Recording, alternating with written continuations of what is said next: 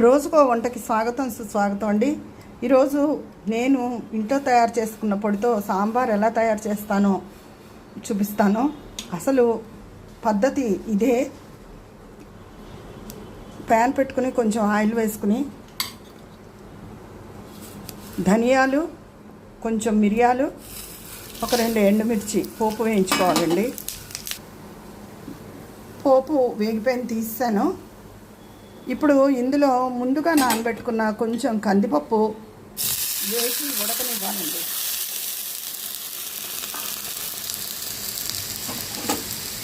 ఇది ఎర్ర కందిపప్పు. ఇది కాసేపు మూడొంతులుగా, కొంచెం 3 వంతులు కూడా అక్కలే ఒక సగం ఉడకనివ్వాలి. ఈ సాంబార్లోకి నేను వంకాయ, చిలకడదుంప, టమాటో, బెండకాయ, ఉల్లిపాయ, కొన్ని చిన్న చిన్న సాంబార్ ఉల్లిపాయలు, 2 పచ్చిమిరపకాయలు వేసుకుంటున్నానండి.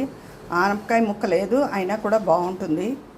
వేరే ప్యాన్ పెట్టుకుని కొంచెం ఆయిల్ వేసుకుని ఆవాలు, జీలకర్ర, మెంతులు పోపు వేయించుకోవాలండి. ఇంగువ ఒక పిసరు పోపు వేగాక ఇందులో చూపించిన ఇందాక వెజిటబుల్స్ అన్నీ వేసేసుకోవాలి.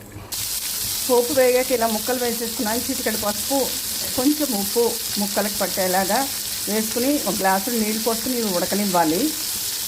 ఈ పప్పు సగం పైన ఉడికిపోయిందండి. ఇది కట్టేసుకుని చల్లారబెట్టుకోవాలి.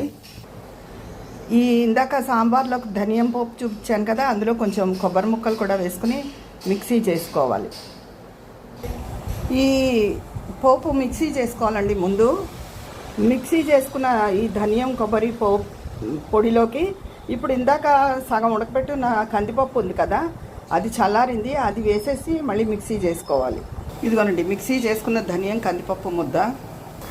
ఇదిగో ఈ ముక్కలు ఇంచుమించుగా ఉడికిపోయాయి. ఇంకొక 2 నిమిషాలు ఆగి ఇందులో కొంచెం చింతపండు పులుసు, చిన్న బెల్లం ముక్క, మరి కాస్త ఉప్పు వేసుకోవాలి. ఇందాక కొంచెమే వేసాను.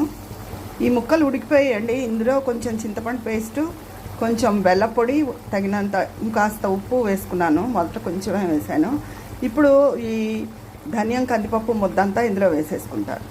ఇదిగోనండి ధనియం, కొబ్బరి, మిరియాలు, ఎండుమిర్చి వేయించుకున్న పోపు, సగం ఉడికిన కందిపప్పు అన్నీ మిక్సీ చేసుకున్న ఈ ముద్దంతా ఇందులో వేసాను. మొదటే పోపు వేయించుకున్నాను కదా, ఇందులో మరుగుతుంటే 1 స్పూన్ నెయ్యి వేసుకుంటే చాలా రుచిగా ఉంటుంది.